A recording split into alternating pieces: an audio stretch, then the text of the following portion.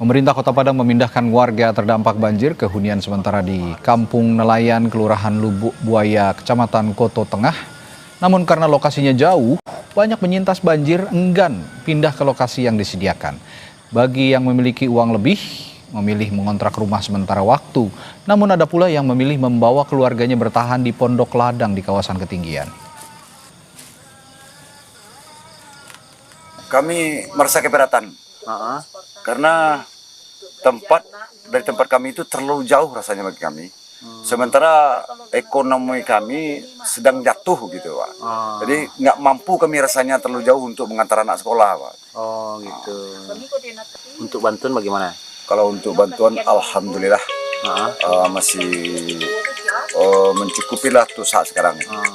Jadi sekarang ini apa lagi yang dibutuhkan? Yang dibutuhkan kami nggak ada daripada yang lain. Memang untap itulah yang kami butuhkan, sangat kami butuhkan sekali. Meski tidak terdampak langsung banjir, puluhan kepala keluarga di RT 04 Batu Buswa yang berada di kawasan perbukitan mengaku juga membutuhkan bantuan. Mereka kesulitan memenuhi kebutuhan akibat kehilangan mata pencaharian serta akibat putusnya akses jalan. Warga-warga terdampak banjir bandang Batu Buswa berharap penyaluran bantuan bisa menyentuh kawasan mereka. Nah, ini dapatkan cuma sembako. Kalau ada orang yang nelpon baru kami ke bawah. Kalau enggak, pandai-pandai warga lah meminta-minta di bawah seperti pengemis di jembatan. Tapi yang datang mengantar ke sini? Belum ada. Sampai sekarang? Sampai sekarang belum ada yang mengantar langsung ke lokasi, nggak ada. Atau karena dianggap bukan korban banjir mungkin? Mungkin kayak gitu. Tapi kalau dibilang nggak korban banjir, di RT 4 ini juga ada 6 buah rumah yang hanyut. Sementara itu, jembatan Beli yang berada di Desa Wegetah, Kabupaten Biren, Aceh, penghubung lalu lintas Kabupaten Biren dan Aceh Utara, sudah bisa dilalui kendaraan. Namun kemacetan panjang terjadi akibat jalan yang sempit sehingga diberlakukan sistem buka tutup. Meski harus antre, warga bersyukur akses bisa kembali tersambung. Mereka berharap jembatan utama yang melalui atau menjadi lalu lintas nasional segera pulih sehingga memudahkan aktivitas warga dan perekonomian. Setengah jam. Berarti Bang selama ada jembatan ini sangat membantu nggak untuk sementara ini? Membantu, tapi ada yang kuat juga kan, belum selesai jembatannya. Ya, harapan kedepannya Bang seperti apa Bang? Harus lebih baik lah, lebih baik. Ya, alhamdulillah, walaupun satu jembatan di Hawi Getah ini sudah terbuka, ini memudahkan akses warga dari Banda Aceh mau Banda Aceh Pidi dan seterusnya mau menuju ke lintas Medan. Lalu sudah sejauh mana penanganan pemulihan banjir di Sumatera? Kita perbarui informasinya bersama Kepala Pusat Data Informasi dan Komunikasi Badan Nasional Penanggulangan Bencana BNPB, Abdul Muhari. Selamat malam Pak Am. Selamat malam Mas Radi. Baik, Pak Am, informasi terbaru dari penanganan dan penanggulangan banjir di Sumatera saat ini, data korban terbaru, lalu tewas dan hilang, lalu juga pengungsi bagaimana Pak Am? Ya, untuk data korban per hari ini kita tidak mendapatkan tambahan di hari ini hasil operasi pencarian sehingga jumlah masih tetap seperti kemarin. Kemudian untuk pengungsi memang sebagian masyarakat karena akses sudah mulai pulih, kemudian jalan-jalan untuk kembali ke rumah mereka masing-masing juga sudah ada yang dibersihkan. Ini sebagian masyarakat yang sebelumnya mengungsi di tenda pengungsian, siang hari ini sudah mulai kembali ke rumah masing-masing untuk mencicil membersihkan rumah. Meskipun memang saat ini di beberapa tempat itu peralatannya masih kita dorong alat-alat baik itu yang sifatnya individual maupun alat berat.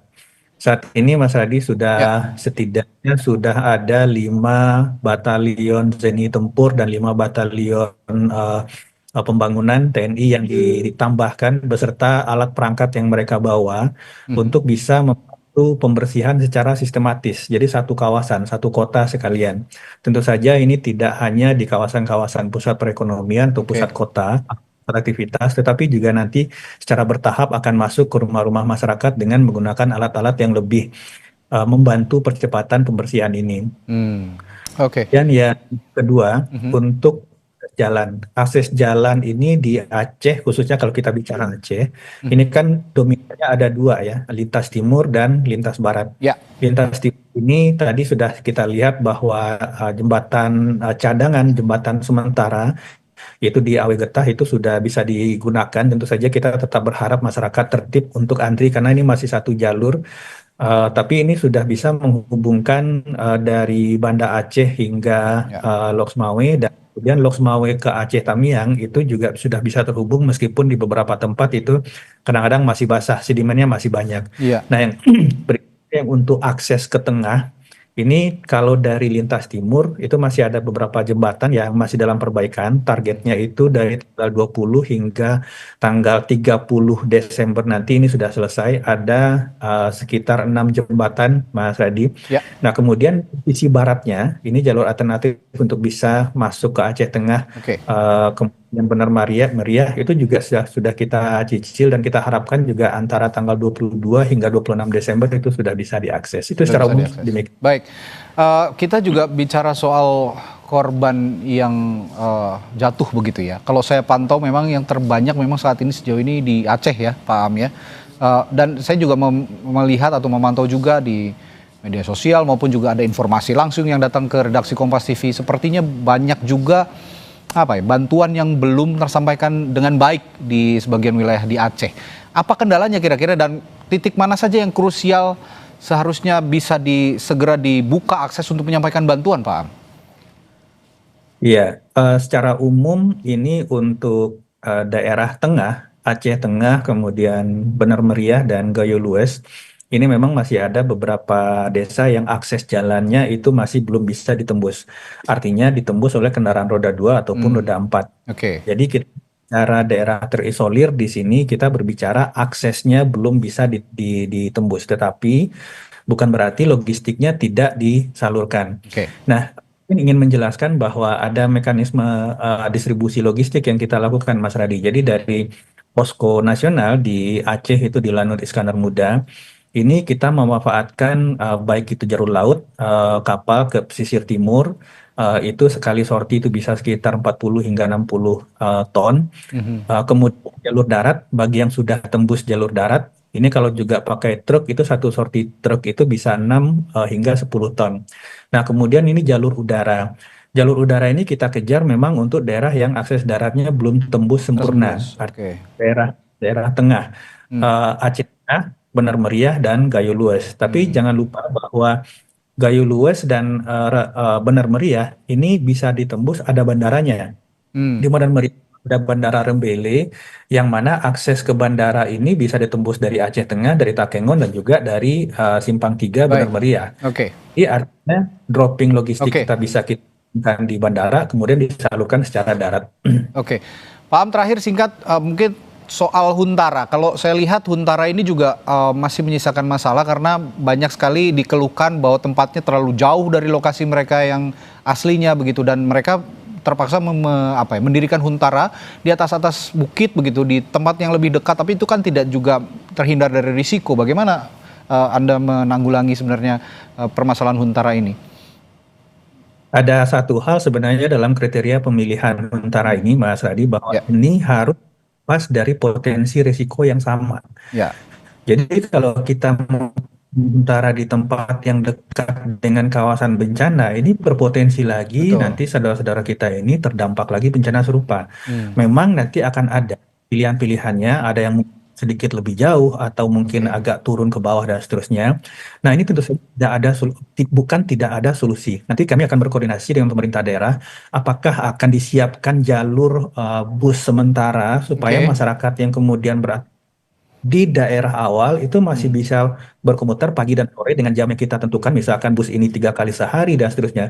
Ini setiap pilihan pasti ada permasalahan, tapi juga bisa kita solusinya, Mas Radi. Baik, ini juga nanti secara persuasif BNPB bisa memberikan pemahaman begitu ya Pak Muhari, bahwa Huntara ini dibangun tidak di dekat wilayah bencana, justru memang jauh karena memang itulah yang dipetakan tempat yang paling aman dari wilayah bencana. Baik, terima kasih Pak Abdul Muhari, Kepala Pusat Data Informasi dan Komunikasi BNPB telah berbagi informasinya di Sapa Indonesia Malam. Selamat malam Pak Muhari, sampai jumpa lagi. Selamat malam Mas Redi. Saudara, kami akhiri Sapa Indonesia Malam hari ini dan kami ingatkan untuk selalu penuhi kebutuhan hidrasi Anda sepanjang hari dengan air mineral yang pasti sejuknya. Saya Radi Saputro, terima kasih. Sampai jumpa.